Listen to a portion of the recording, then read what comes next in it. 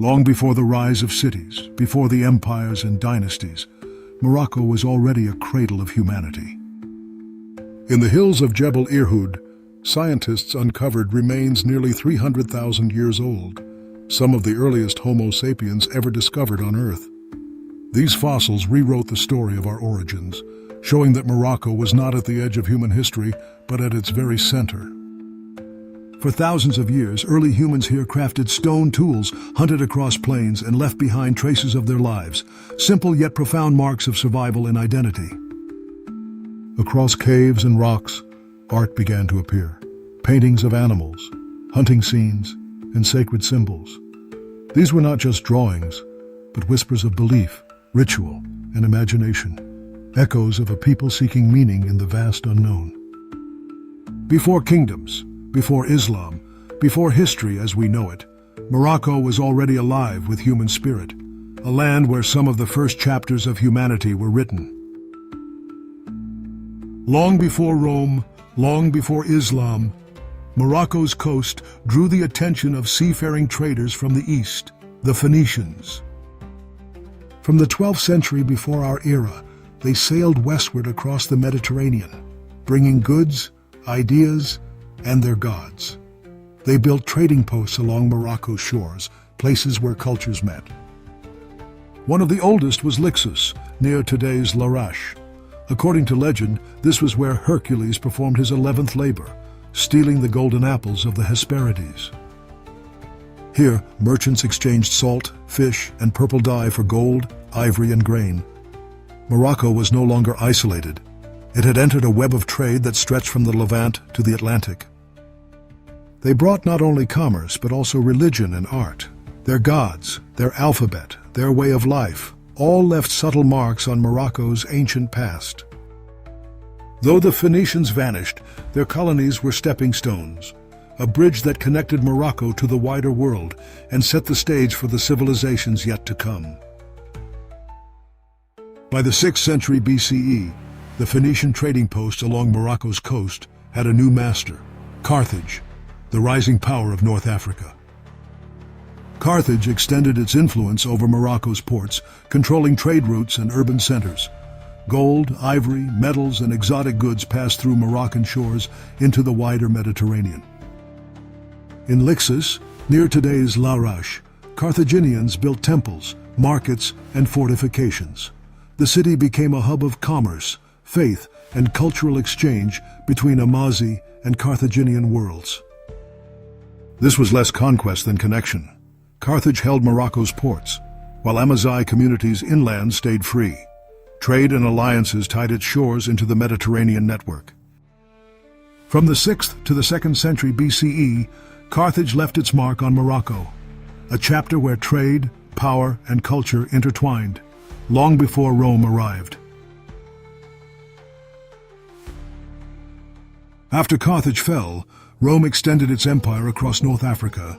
By 40 CE, parts of Morocco were drawn into the Roman world, known as Mauretania Tingitana. Rome brought armies, laws, and architecture. Fortresses and roads stitched Morocco's coast into the vast empire stretching from Britain to Egypt. In Volubilis, near today's Meknes, Rome built grand villas, baths, and temples. Olive oil from Morocco flowed into Roman markets, feeding the empire's hunger for trade. But Rome's hold was not complete. While cities thrived under Roman order, Amazigh tribes in the mountains and deserts kept their independence. From the 1st to the 5th century CE, Morocco stood at the edge of Rome's world, a frontier where empire and freedom met.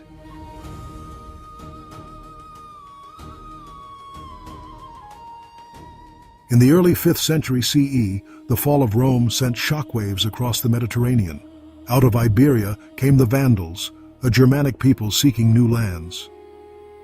They crossed the narrow sea and seized towns along Morocco's northern shores, Tangier, Ceuta, and other coastal strongholds. But their control was shallow. The Vandals were raiders more than rulers. They relied on ports, while the Amazigh tribes of the mountains remained free and defiant. Inland, the Amazigh resisted domination, preserving their independence and culture. The Vandals held only the edges of Morocco, never its heart. Their rule in Morocco was brief, a restless chapter of conquest without roots. By the 6th century, a new empire would rise to challenge them, the Byzantines.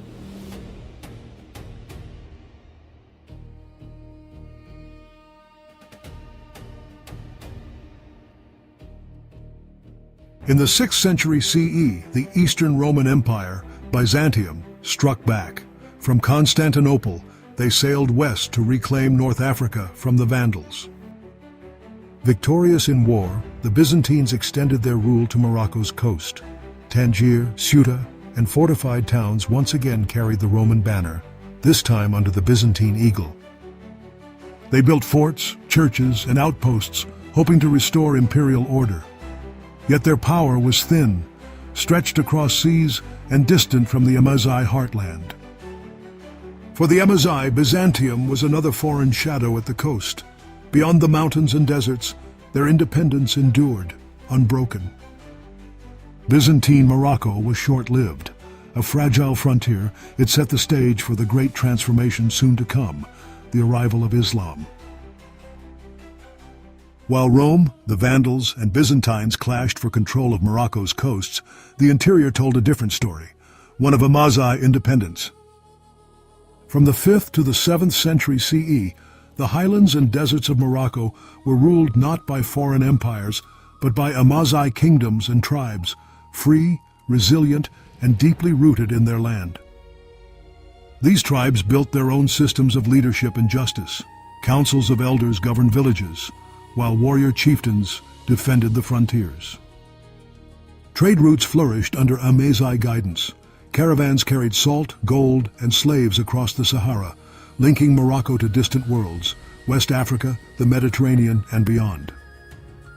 Foreign empires controlled Morocco's edges, but they could not pierce its heart. The mountains, deserts, and tribes stood unconquered. In these centuries of independence, the Amazigh forged the identity of Morocco, one that no empire could erase.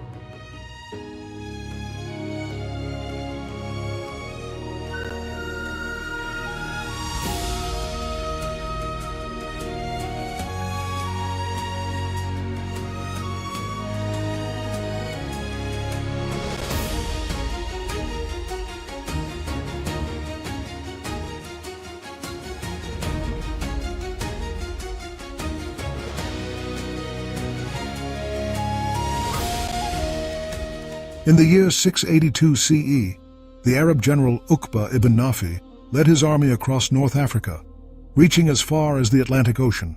It was said that he cried out, "If the sea did not stop me, I would have gone further to spread the word of God." But history tells a more complex story. The spread of Islam in Morocco was not immediate, nor was it purely by the sword. The Amazigh tribes of the mountains resisted fiercely. They were independent, proud, and deeply attached to their traditions. Uqba's campaign brought battles and bloodshed, yes, but also the first contact between Arabs and the Amazigh. After Uqba's death, the Arab armies retreated for decades. Islam did not take root through conquest alone. It spread slowly, through trade, intermarriage, and the message itself. Many Amazigh leaders converted, not by force, but by seeing in Islam a faith of unity and justice, one that could unite their scattered tribes. By the early 8th century, Morocco became part of the Umayyad Caliphate, yet remained distinct. The Amazigh would soon rise again, not as conquered people, but as Muslims who claimed Islam as their own, founding dynasties like the Idrisids, who gave Morocco its first Islamic kingdom. Islam in Morocco was not a story of simple conquest. It was a story of resistance, adaptation, and rebirth, where two civilizations met and became one. In the year 788 CE, a man named Idris ibn Abdallah fled from Arabia. He was not just another traveler, he was a descendant of the Prophet Muhammad and a survivor of the Abbasid massacre that sought to erase his entire lineage. Alone and hunted, Idris journeyed west, across Egypt, across the great deserts, until he reached the edge of the known world, Morocco, a land beyond the grasp of the caliphs, a land of mountains and fiercely independent tribes. Among the Amazigh, Idris found not fear, but kinship. They saw in him a man of noble faith and courage, someone who could bring unity to their divided lands. And Idris, in turn, saw in them a people of dignity and strength, guardians of freedom who had resisted empires for centuries. Together, they forged an alliance, not of conquest, but of purpose. Faith met heritage, and from that bond rose the first independent Islamic kingdom in the Maghreb, the Idrisid dynasty. Idris chose a place by two rivers, the Fez and the Jawhar, to build his capital. There, a new city began to rise. Fez, a crossroads of traders, scholars, and believers. Under Idris's guidance, mosques were built, markets flourished, and justice was sought not through power, but through counsel. In Fez, a new Moroccan identity took shape, where Amazigh roots intertwined with Islamic faith, creating a culture of tolerance, learning, and devotion that would shine for centuries. But Idris's dream was short-lived. Before he could see his kingdom fully flourish, he was poisoned, assassinated, most likely by agents of the Abbasid Caliphate, who feared his growing influence. Yet even in death, his vision did not fade. His son, Idris II, born after his father's death, would inherit not only his name, but his mission. Under him, Fez would become one of the greatest centers of Islamic civilization in the West. From exile came a dynasty. From refuge, a civilization. And from faith, a nation was born. Morocco, the land where spirit, resistance, and destiny converged. In the 11th century, amid the shifting sands of the Sahara and the silent desert solitudes, a reform movement took shape. Led by Abdallah ibn Yassin among the Sanhaja tribes of the Western Sahara, this group would become known as the Almoravids, warrior monks with a single purpose: to uphold faith and justice. From rebats and desert encampments they emerged, men of strict discipline and religious fervor. By the mid-11th century, they began to extend their power northwards through Sijil Massa and toward the Maghreb. Under the command of Yusuf ibn Tashfin, they consolidated control of central Morocco around 1054 to 1092 CE. In the year 1062 CE, 454 AH, they founded the city of Marrakesh, choosing a new capital that would serve as a permanent base for their empire. Marrakesh rose from sand and vision. Camel caravans brought goods from the gold rivers of the south. Andalusian craftsmen and Saharan traders converged at its gates. Here, the desert-born movement anchored itself, turning from roaming Rabat to an empire with a capital. Their rule married faith and governance. Mosques went up, schools were established, trade routes were secured. Marrakesh became a flourishing center of culture, commerce, and learning. By the late 11th century, the Almoravids extended their empire into Al-Andalus, and the western Maghreb was under their command. From the desert's silent vigil rose a citadel of power. From devotion and discipline came an empire, and in Marrakesh, the spirit of a new Moroccan age was born.